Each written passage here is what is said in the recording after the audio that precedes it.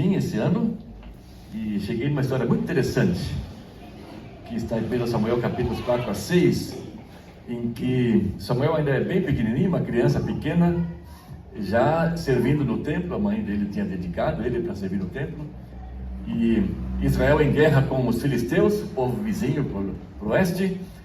Perderam a batalha, perderam a Arca da Aliança.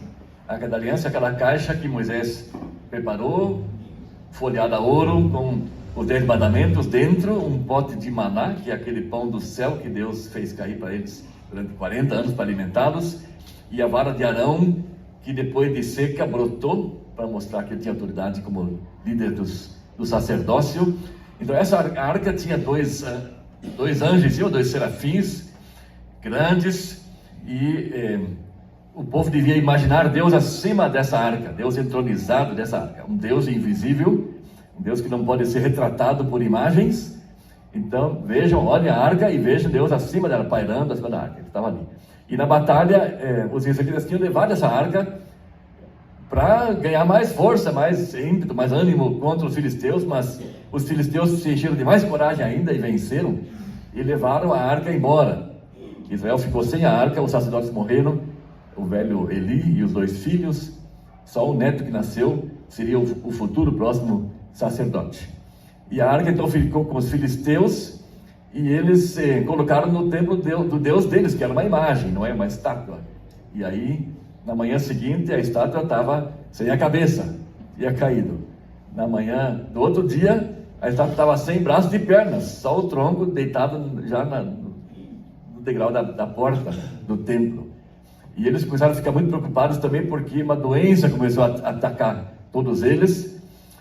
Ficaram cheios de tumores, talvez uma peste bubônica, porque ratos também fazem parte da história ali.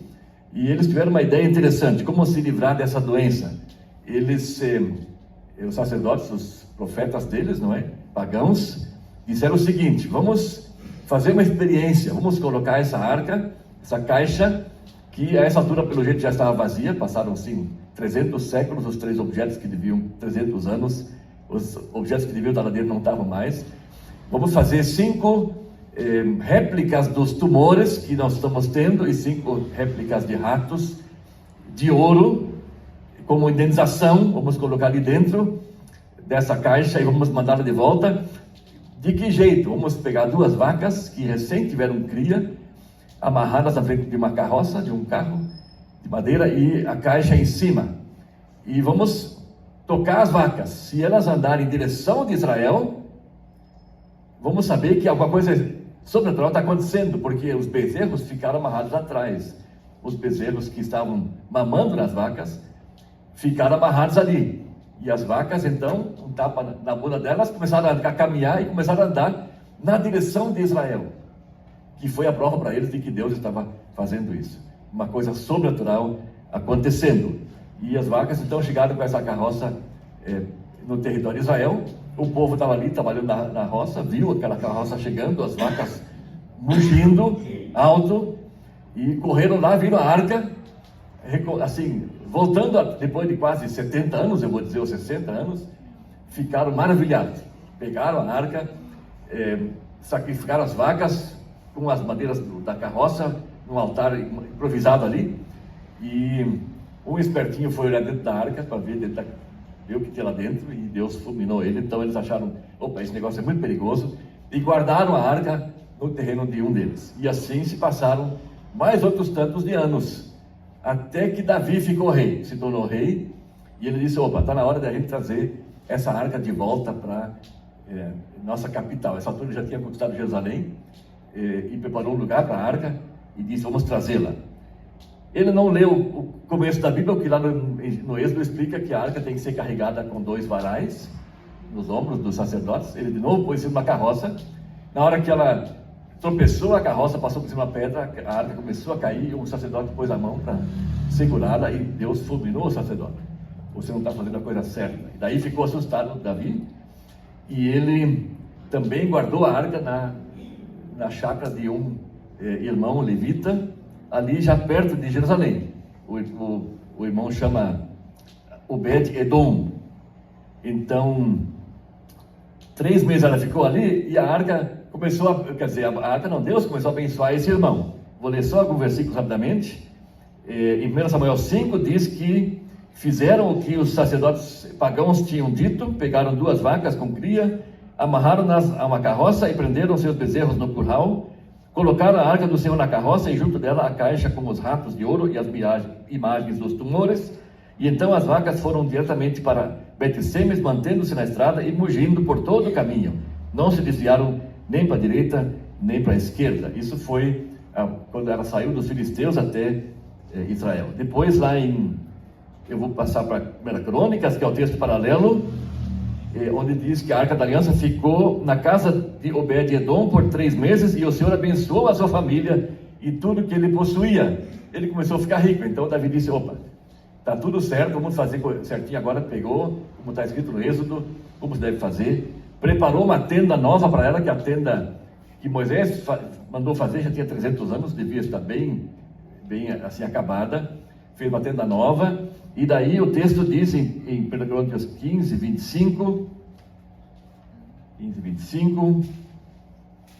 com grande festa Davi, as autoridades de Israel e os líderes dos batalhões de 1000 foram buscar a arca da aliança do Senhor, que estava na casa de Obed-Edom, e como Deus havia poupado os levitas que carregavam a arca da aliança do Senhor, 7 novilhos e 7 carneiros foram sacrificados, e assim por diante, o roteiro todo da casa desse levita Obed-Edom até a tenda que Davi armou.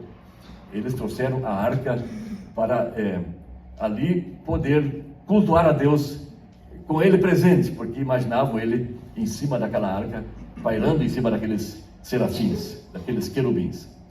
E aí Davi canta um salmo, e nesse é o que eu fiquei agarrado quando estava lendo o texto bíblico essa semana, e eu pensei: opa, esse é um desafio para mim e deve ser para todos nós. Um salmo comprido, que vai do 8 até o 36, e eu quero rapidamente passar com os irmãos. Eu pedi para pôr aqui na tela, já está começando ali. Veja o versículo 8 em diante. Levaram a arca de Deus e puseram no meio da tenda que Davi tinha preparado para ela. Versículo 7, Davi encarregou pela primeira vez Asaf e seus irmãos de celebrarem um hino ao Senhor. E aí começa o salmo que Davi preparou, que Davi cantou nessa ocasião, nessa cerimônia. Deem graças ao Senhor, invoquem o seu nome, tornem conhecidos entre os povos os seus feitos, cantem a Deus ou para Deus, cantem louvores a Ele, falem das suas maravilhas, gloriem-se no seu santo nome, alegre-se o coração dos que buscam o Senhor. Busque o Senhor e o seu poder, busquem continuamente a sua presença, lembrem-se das maravilhas que Ele fez, dos seus prodígios e do juízo dos seus lábios. Vocês, descendentes de Israel, seu servo, vocês, filhos de Jacó, seus escolhidos, Ele é o Senhor nosso Deus, os seus juízos permeiam toda a terra. Vou ler até ali primeiro, para nós lembrarmos melhor da mensagem do Salmo. Eu dividi ele em 3 partes, a gente lendo percebe que são 3 partes, e a primeira aqui, qual é o primeiro motivo para louvarmos a Deus? Ele fala aqui 3 vezes dos seus feitos, das suas maravilhas, dos seus prodígios. As coisas que Deus fez são motivo para louvá-lo. Eu contei aqui 11 imperativos, 11 ordens, 11 mandamentos para nós louvarmos ao Senhor, para nós darmos graças ao Senhor, para invocarmos o seu nome. E você pode pensar em coisas grandiosas como esse milagre das vacas virem na direção contrária dos bezerros que estavam no curral. Uma transgressão da natureza, algo sobrenatural que Deus fez ali. E talvez você consiga lembrar de coisas sobrenaturais que Deus já fez na sua vida. Tente olhar para trás e ver o que Deus fez já na sua vida de sobrenatural. A gente às vezes passa por cima e não recorda os feitos de Deus. Mas eu fiquei pensando, lembrei de uma situação. Eu desde criança pequena eu tinha uma alergia, uma coceira que me dava basicamente nos cotovelos e nos joelhos, e que me incomodava muito, desde criança. Eu lembro, 6, 7, 8, 10 anos eu tinha isso. Em parte mal de família, umas primas, um tio meu também tiveram. Em parte é emocional, e quando a gente fica nervoso, irritado, o corpo se manifesta de alguma forma. Mas eu fiz vários tratamentos, comprei pomadas, uma vez fiz 7 injeções subcutâneas para combater essa alergia. Não consegui me livrar dela. E eu lembro de uma situação bem clara. Eu tinha já há 40 e poucos anos. Um dia eu disse: Senhor, eu não aguento mais. Eu não aguento mais, me livra desse negócio. Eu nunca mais me cocei até hoje. Então, um milagre da minha vida. E podia talvez pensar em outros, mas eu pensei e vou mencionar este, para a gente pensar para trás e ver o que Deus já fez na nossa vida de coisas milagrosas, de coisas grandiosas. Motivos de louvar ao Senhor. Atenda essa semana, tem muitos motivos de louvor. As coisas que Deus faz na vida das pessoas, dos que estão ali, das crianças, dos adultos, dos obreiros da igreja, das duas igrejas, e dos que recebem a ministração. Quantas coisas Deus fez ali, motivo de louvor. E as coisas pequenas do dia a dia. O fato de a gente acordar vivo de manhã. Aqui a gente não tem tanto esse hábito, mas nós moramos 10 anos em Angola, e ali o dia começa assim. Qualquer pessoa que se encontra, essa noite, a saúde, a família, toda vez. É a maneira de se cumprimentarem. Vão perguntando como é que passaram a noite, como é que estão de saúde. Algum familiar, todos estão bem, ou algum tem algum problema. Então, de manhã cedo nós podemos e devemos levantar-nos assim também e louvar ao Senhor pelo novo dia que Ele nos concede. Louvar ao Senhor pelas coisas boas que Ele nos tem posto em nossa vida. A casa, o teto sobre a cabeça, a comida do dia a dia, o pão de cada dia. Não é todo mundo que tem. Saiu no jornal essa semana que 70 milhões de brasileiros não comem adequadamente, não tem que chega o que comer. Entre 25 e 30 milhões passam fome todos os dias, mas 70 milhões não comem o suficiente. E nós temos o suficiente. Então, motivo de louvor, porque Deus nos dá o nosso pão de cada dia. Se nós precisamos de ajuda, está no versículo 11: busque o Senhor e o seu poder, a sua força, a sua ajuda. Nós podemos sempre clamar, Ele está ali para nos ajudar. Mas também devemos buscar a sua presença, está no versículo 11, na segunda parte, a sua face. Não viva o seu dia a dia como se Deus não existisse. Lembre-se dele cotidianamente, constantemente. Busque sempre a sua face. Viva na sua presença diariamente. Então aqui tem 11 imperativos para nós louvarmos a Deus por causa dos milagres que Ele faz e que Ele tem feito. Aí os versículos seguintes, do 15 em diante, podem voltar lá, 16, 15. Segundo motivo de louvor é a aliança que Deus fez, no caso ali com Israel. Já no versículo 13 ele fala que nós somos descendentes de Israel, seu servo, filhos de Jacó, seus escolhidos, filhos de Abraão, Isaac e Jacó, os patriarcas, não é? Lá em Gálatas nós vimos isso na Comunical, em Romanos também, ele deixa bem claro que nós somos filhos de Abraão pela fé. Os que são da fé é que são filhos de Abraão.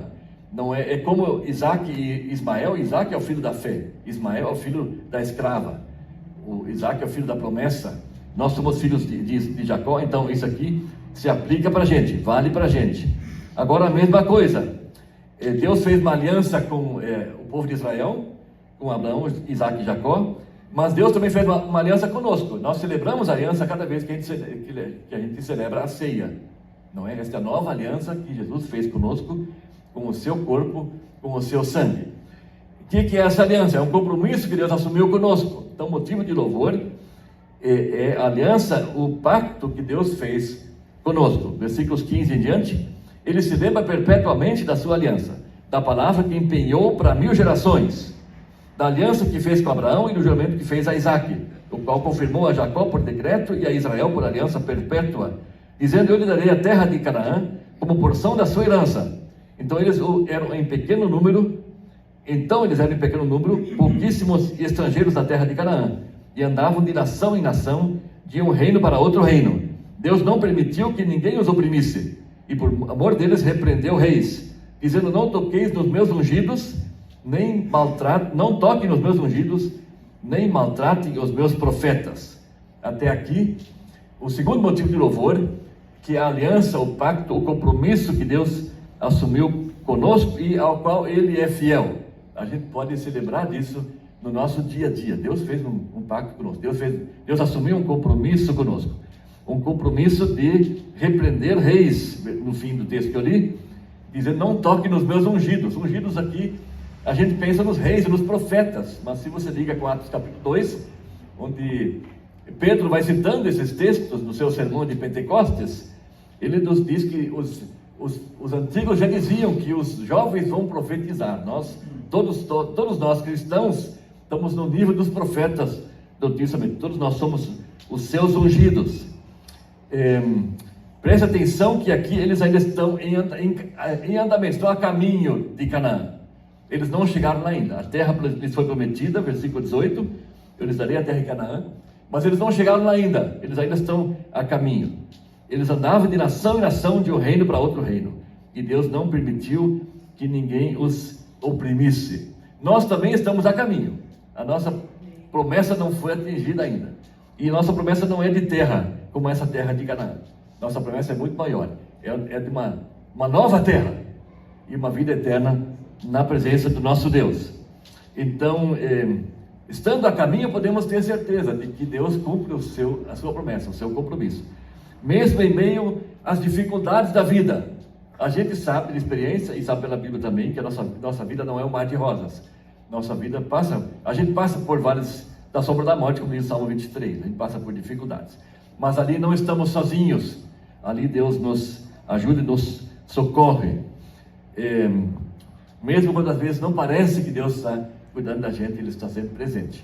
Vocês sabem, nós já falamos aqui outras vezes, que nós perdemos um filho, e podem imaginar como é o processo de luto, de recuperação de uma fatalidade como essa. Nós lemos vários livros, conversamos com várias pessoas, diversas coisas nos ajudaram, mas teve um livro que a gente leu que chama Um Fio de Esperança, que é um livro escrito por uma mulher que perdeu 2 filhos pequenos, um de 6 meses, um de 1 mês, e ela escreveu a sua experiência, e ali tem várias lições, como tarefas para a gente ir fazendo.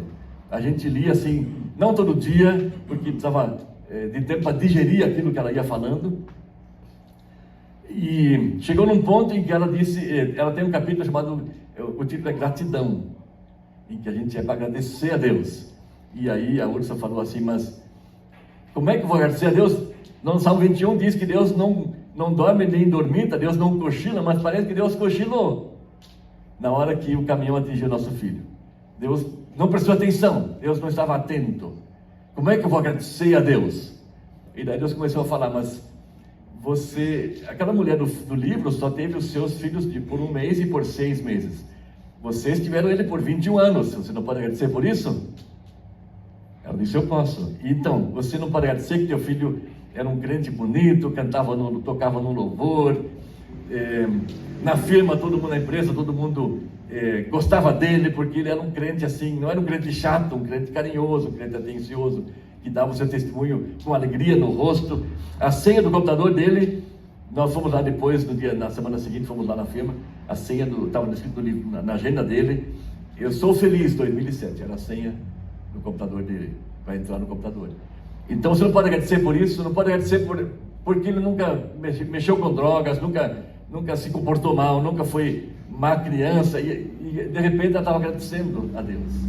Então, nós podemos, mesmo em situações muito difíceis, agradecer a Deus, porque Ele cuida de nós em meio a esse vale pelo qual a gente anda durante essa vida, até que a promessa se cumpre e a gente alcança a terra, os novos céus e a nova terra. Então, motivos de louvor. Em primeiro lugar, os milagres que Deus faz.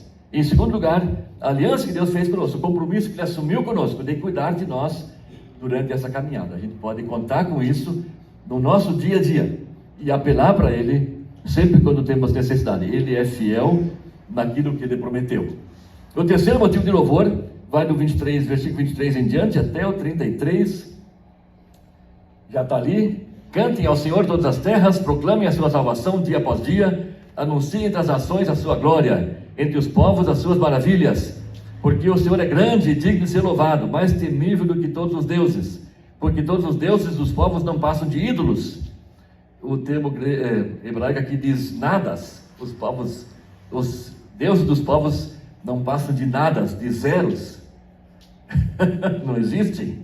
O Senhor, porém, fez os céus, glória e majestade estão diante dele, como o de um rei, não é? Força e alegria no seu santuário. Deem ao Senhor, à família dos povos, deem ao Senhor glória e força. Deem ao Senhor a glória devida ao seu nome. Traga as ofertas e entre nos seus átrios. Adorem o Senhor na beleza da sua santidade. Tremam diante dele todas as terras, pois ele firmou o mundo para que não se abale. Alegrem-se os céus e a terra exulte. Diga-se entre as nações, o Senhor reina.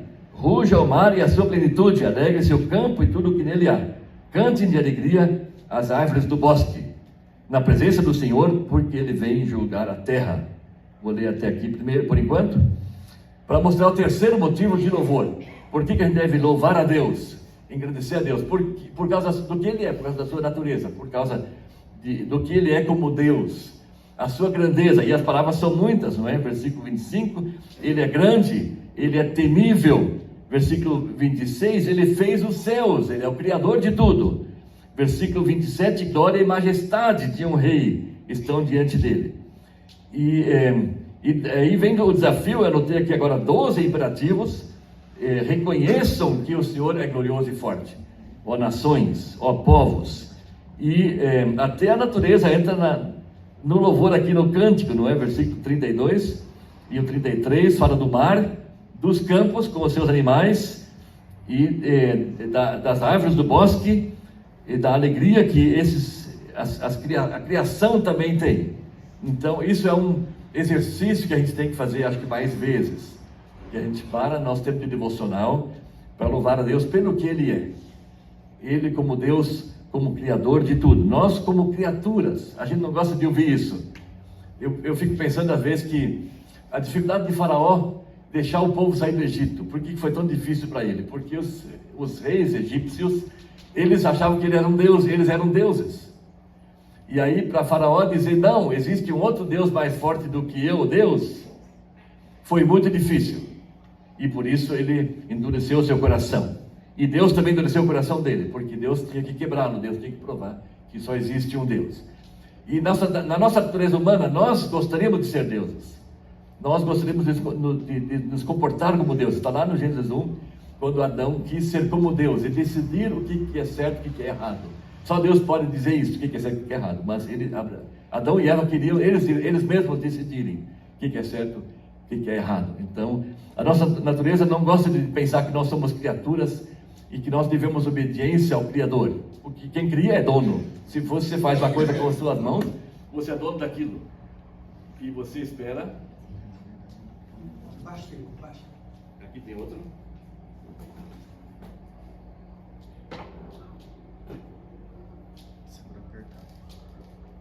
Obrigado. Você espera que aquilo que você fez se comporte como criatura sua e seja obediente. Então, para nós é muito difícil chegarmos nesse ponto em que a gente reconhece, nós somos criaturas, nós devemos obediência ao nosso Criador. Em inglês é assim, He is the boss, Ele é o chefe. E nós somos os seus súditos. Nós somos suas criaturas, não deuses como Faraó. Então aqui está o terceiro motivo de louvor. A razão por que nós recebemos aqui tantas ordens para nós louvarmos a Deus. Porque Ele é o Senhor, Ele é o chefe, Ele é grande, Ele é temível, Ele fez os céus, Ele fez tudo que nós vemos à nossa volta. E nós não devemos ter medo dele, nós devemos temê-lo por respeito, mas não precisamos ter medo dele. Nós podemos nos aproximar, como diz no versículo 11, continuamente buscar a sua presença, a sua face, e nos alegrarmos, nos maravilharmos dos seus milagres. É só olhar o bebê da Carol e ver o milagre, não é? Que coisa linda. Então, onde é que ela está? Eu vi ela entrando antes, está ali atrás. Milagre visível, não é? As coisas que Deus vai fazendo. Então, 11 imperativos na primeira estrofe, 12 imperativos nesta terceira estrofe, para nós louvarmos ao Senhor. E daí vem um apelo final, porque nós vamos nos solidarizar com Davi aqui. Versículo 34 diz, deem graças ao Senhor, porque Ele é bom, porque a sua misericórdia dura para sempre. E daí vem o apelo, Senhor, salva-nos. Ó Deus, a nossa salvação, congrega-nos e livra-nos das nações, para que demos graças ao Teu nome e nos gloriemos no Teu louvor. Nós somos falhos, nós somos fracos, nós somos muitas vezes derrotados, e nós precisamos uns dos outros. Por isso Ele diz, congrega-nos, né, no versículo 35, reúne-nos e nos dá a Tua salvação. Ó Deus, da nossa salvação, da misericórdia. Tu és bom, versículo 34. O Senhor é bom, Ele é bom, e a sua misericórdia dura para sempre. Nós podemos apelar para Ele quando nós precisamos. E nós devemos nos congregar, estamos juntos. Cristão sozinho em casa é como brasa sozinho que não faz muito fogo. não faz muito calor. Nós estamos juntos para celebrarmos juntos. Nós, na verdade, nós somos, a figura que Paulo usa, que nós somos o corpo de Cristo. E nós não somos um açougue onde as peças estão penduradas num varal, não é? Cada membro num varal, uma perna, um braço, um queixo, assim por diante. Esse é um corpo morto. Um corpo vivo tem que estar junto, tem que estar ligado uns nos outros. E nós podemos chegar ao Senhor, louvá-lo, engrandecê-lo, como esse salmo todo vai dizendo, mas também chegar para ele: Senhor, me ajuda, me salva, eu preciso da tua salvação, livra-me daquilo, da dificuldade que eu estou passando. E daí sim, versículo 36, bendito seja o Senhor, Deus de Israel, de eternidade a eternidade. E todo o povo disse amém e louvou o Senhor. Essa foi a cerimônia de trazer a arca para dentro da nova tenda que Davi tinha feito. Então aí está o desafio para a gente, para nós louvarmos ao Senhor no nosso dia a dia. De manhã cedo, quando você acorda, lembre-se disso: louvar ao Senhor, começar o Senhor, o dia louvando ao Senhor. Mais um toque aqui, não sei se vocês perceberam a perspectiva missionária desse salmo. É só você prestar atenção. Eu sublinhei aqui várias vezes. Já começa com o versículo 8: divulguem, tornem conhecidos entre os povos os seus feitos. E o versículo 23: cantem ao Senhor todas as terras, proclamem a salvação dele dia após dia, anunciem entre as nações a sua glória. Versículo 24: entre os povos as suas maravilhas, os seus feitos maravilhosos. Versículo 28: deem ao Senhor a família dos povos, ou reconheçam que o Senhor é glorioso e forte. E versículo 30: tremam diante dele todas as terras, diga-se entre as nações. Versículo 31: o Senhor reina, todo o domínio é dele, ele controla tudo, ele governa tudo. A dimensão missionária está nesse salmo com muita força. Não é só de Atos 1:8 em diante que a Bíblia fala de missões, ou de Mateus 28, 18 a 20. A visão missionária vem lá de trás. Deus quer que todos os povos sejam abençoados com o conhecimento da glória de Deus. E nós somos os divulgadores. Cabe a nós levar a mensagem adiante. Uma mensagem que não podemos ficar só para nós com ela. Devemos irradiá-la. Devemos contagiar outros com esta mensagem.